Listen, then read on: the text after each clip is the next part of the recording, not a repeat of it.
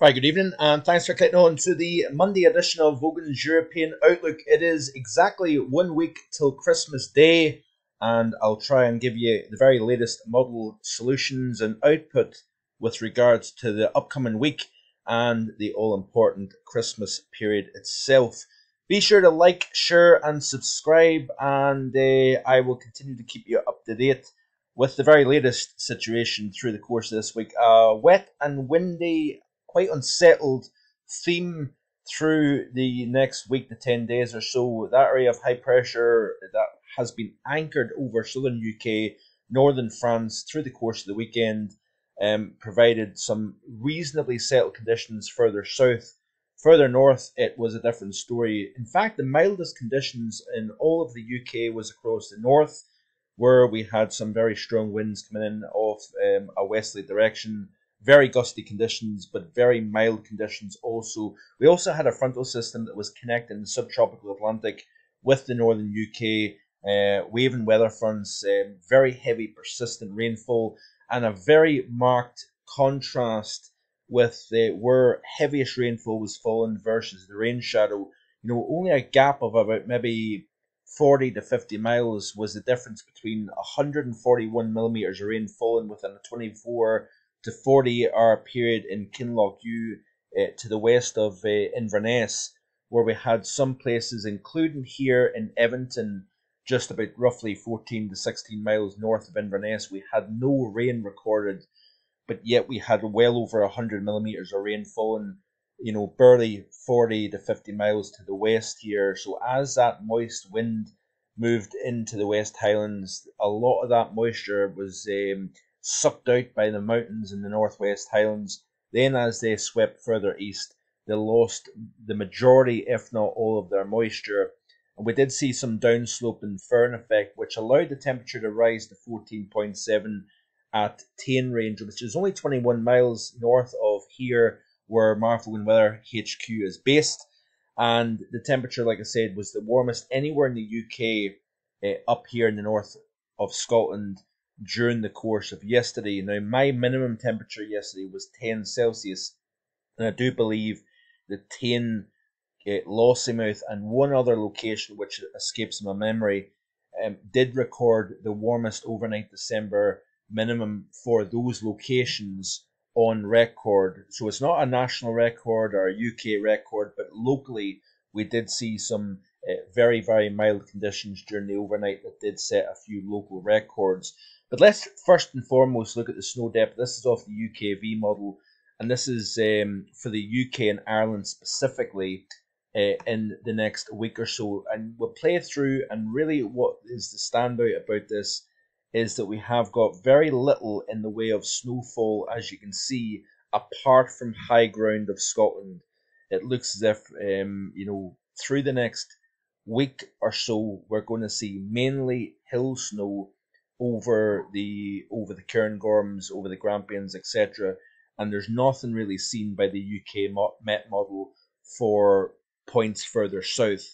So let's move on and let's have a look and see what the GFS is indicating first. We'll look at different models and see what their overall solution is. Now, we have got that high shifting slightly towards the North Atlantic in the next 5 or so days, and that's going to allow a little bit more of a northwesterly component, but we've got a very large pressure gradient setting up during the middle portion of this week. Now, we'll actually look at the North Atlantic and Europe view here because it gives you the better perspective. And as we play through this loop here, you can see we've got a very strong area of high pressure setting up over the central North Atlantic. All the while, we've got a very deep area of low pressure that is expected to move into Scandinavia, and it could be one of the deepest on record for the month of December. And what will happen is, as you can see here, we've got another frontal system moving across the top of the UK between Iceland and Scandinavia. This system will really deepen, as you can see here. All the while, we've got that strong high over the North Atlantic, and it's that squeeze between the deepening area of low pressure moving into Scandinavia, which is not that far to the northeast of the British Isles, as you can see, versus that large 1043, 1045 millibar high over the central Atlantic really squeezes the pressure gradient, and therefore we can expect 50, 60 mile per hour winds out of the northwest very widely across the majority of the UK. But locally, so exposed hills or coastlines, we could see winds in excess of 70 to 80, maybe even slightly higher winds during the course of Thursday. It looks as if the deepening low will make its closest approach on the UK during some point during the day on Thursday, and you can see that the GFS model indicates that pressure at around 956, 957 millibars here. We've got that strong northwesterly wind. If we look at the 850 temperature chart, you can see the temperature within the air mass itself. So it's moderately cold across the north, less cold across the south, particularly the southwest of both Wales, England, and Ireland also. And we should see some wintry precipitation aboard this northwesterly flow. If we look at the snow depth chart, you can see where it does slightly expand through the latter portion of this week and into the weekend itself. So yeah, it's not overly bullish if you notice here. And the latest run of the GFS indicates that by the time we reach 6 o'clock on Monday morning, we do not have really any snow on the ground at all. So this certainly rules out the possibility of a white Christmas according to this latest run of the GFS model. If we can go back to the overview chart, we can see the setup here taking place. So milder air, another system making an approach from the Atlantic into the UK. So if we skip slightly further back, you can see here that we would have milder conditions running in ahead of the frontal system itself. So we've got an area of low pressure, a relatively weak one at that. Then we've got a 977 millibar low to the northwest of the British Isles, a few hundred miles offshore. But it's this feature right here that's probably allowing milder air to be drawn into the UK and Ireland, which therefore would dictate a milder setup overall. If we look at the 850 temperature profile for the exact same time, you can see here that we've got warmer air getting drawn out of a west to southwesterly direction and into the British Isles here. Now, it's all about timing, and a week out is just simply too long in meteorology with regards to making a proper call. But what I think will happen is, depending on the timing of the front moving in, we have milder conditions moving in. Now, this is something that we have seen quite often in the last 10 or so years. Let's get the facts right. To get a white Christmas, the UK Met Office definition of a white Christmas is having a single snowflake in the air at an official measuring station. That essentially means it's a white Christmas in the UK. I'm not really a big believer in that definition. I prefer the American definition, which has snow on the ground. I think the official definition is at least an inch or more of snow on the ground. In my opinion, if you have a covering of snow on Christmas Day, you've got a white Christmas. The last time that we had a widespread UK snow cover was December of 2010. And since 1960, we've only had 4 occasions where we've had a widespread white Christmas in the UK. So it shows you that it's a relatively rare event. Now, what I would be interested in know actually would be the statistics with regards to a white Boxing Day, because I don't know about you, but the amount of times that we've seen a brown Christmas or a bare Christmas and then a white Boxing Day or a white 27th, quite often is the case that, especially when you have a low pressure dominated Christmas Eve to Boxing Day period, you often find that you have snow to end with. And it's all about the timing. Now, I personally think statistically you've got a better chance of having a brown Christmas and a white Boxing Day or white late Boxing Day into the 27th versus having, clear conditions during Christmas Eve and snow falling on Christmas Day. That's a harder thing to do. It just seems to be that from a meteorological point of view, it seems to be that nature wants to bring snow on Boxing Day. Let me know in the comments section below about that, because I'd be curious to know your opinion. Am I talking nonsense? Remember, I live in Scotland, so you have got a greater chance of seeing snow on Christmas Day or Boxing Day as opposed to the south coast of England. Unfortunately, that's just the way it is, isn't it? But you can see here that we look back at the overview chart of the GFS, and you've got that mild conditions in the run up to Christmas here. Unsettled, multiple frontal systems moving in. We've got that area of high pressure now anchored over the North Atlantic, and a polar maritime moderate cold air mass is coming in from a northwesterly direction. So you can see here that one system after another, there's that deep area of low pressure moving into Scandinavia. We'll see just how deep that gets.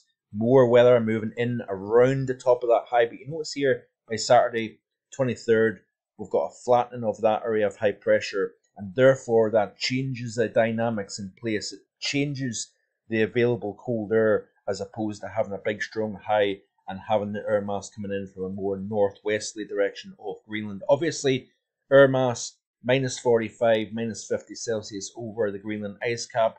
That air mass then gets drawn across a warm North Atlantic.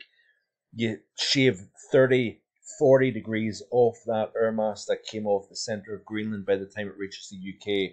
We know that is the case, but we're now drawing our air mass in more of a westerly direction, so we're losing a bit more of that sting off the air mass because it gets drawn south over the North Atlantic and then into the UK. It's all about the positioning of both high pressure and low pressure, and it adds a lot of complexity. But it looks like low pressure is dominating the Christmas period, both this week and the run-up, the days leading up to Christmas, the weekend itself. Then, as we go through Christmas Day, we have colder air moving in as the day progresses, and therefore we increase the chance of seeing snowfall here. Early hours of the morning may mean that we've got clear skies, light winds, and we've got frosty conditions, and then as that frontal system moves in, we increase the chance of unsettled conditions. But milder to start with, colder air to end the day, and there you go, 12 o'clock on Boxing Day. Let's have a look and see what the snowfall, the snow depth chart looks like. And it looks a little bit different to what Christmas Day looks like. Let's have a look and see what the close-up view is for the UK itself here. So let's go to the period. Let's go to Sunday the 24th. So this is Christmas Eve. Nothing to speak about apart from the very highest tops. Then at 6 o'clock on Boxing Day, we've got more widespread snow that increases in depth as we progress into the 27th. Now let's have a look and see what the ECMWF model is indicating for the same period, the same run-up here. So let's get back to the North Atlantic Europe view. Let's go to the overview chart here and see what takes place in the coming days to come here. So area of high pressure starting to kind of weaken to the south of the British Isles. We've got multiple systems moving in. We've got an area of low pressure that's moving across Southern Ireland, the bulk of England and Wales, as you can see here, into tonight, tomorrow morning. It's a frontal system. We've got colder air moving in, wintry showers, feeling cold, strong gusty winds from the northwest. Rather miserable if I'm being honest. And notice here the ECMWF has a deeper area of low pressure than the GFS. It's got an area of low pressure at 951 millibars. Gusty winds, I've already explained the strength of the winds expected during the course of Thursday. At some point between midnight and Thursday, we'll see the peak in wind gusts and the deepest of that low pressure. It will probably bottom out at around the low 950s and millibars. Could be one of the strongest areas of low pressure for Scandinavia on record for December. Then we continue to play through the loop. Notice here that high, like the GFS, starts to weaken. It sinks south. We've got more of a westerly component to the wind. By the start of the 23rd, you notice here that area of low pressure at 983 millibars is bang slap over the M8 central Scotland. To the north of that, we've got cold air, we've got snowfall. To the south, we've got milder air, we've got rainfall in place. Then, different story. We've got a northwesterly wind that then weakens. We've got high pressure as we move into the first half of Christmas Day itself. Then, with colder air in place, slightly different scenario to the GFS, if you notice. We have got a chance of seeing snow possibly further south as well. Let's finally look at the 850 temperature chart. You know the synoptics are different here. We've got colder air in place on Christmas Eve, into Christmas Day, and into Boxing Day. So there is your difference in opinion with regards to the models. Milder air moves in Boxing Day, then we've got colder air moving in. So you get the overall idea. Finally, let's look at the snow depth. This is Christmas Eve. Very different story. We'll look at this in more detail in the coming days, so stay tuned. Thanks for watching, and I'll see you again tomorrow with more.